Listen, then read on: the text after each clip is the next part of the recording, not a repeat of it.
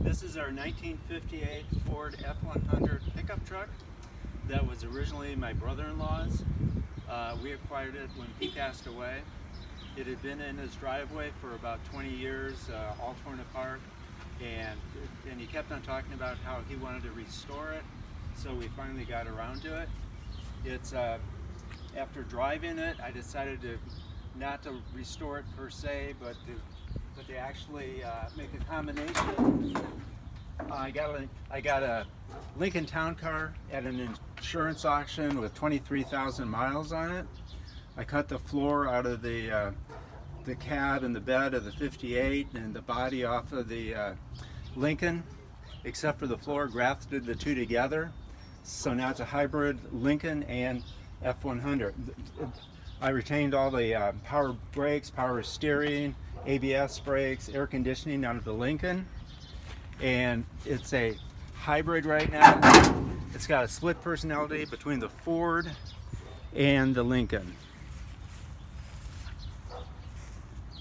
On the inside, it has the seat and interior out of the Lincoln except for the dash. It's got the Lincoln instrument cluster. It's got the original steering wheel out of the Lincoln, although it's not that pretty. It's got all the controls for the cruise control and radio and air conditioning on it. It's got a backup camera and the dual air conditioning zones out of the Lincoln, the alarm system, the air ride suspension in the back.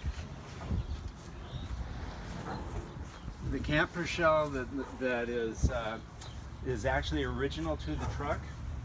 When the truck was originally purchased, it came with the shell. A few little modifications, like you have to punch in the code to get the door open. The seat in the back, which is also out of the Lincoln, folds down for a complete bed. It's got interior lighting. The bed and the shelves are made out of rosewood. And that's pretty much it. I'd really like to know what it's worth. Thank you.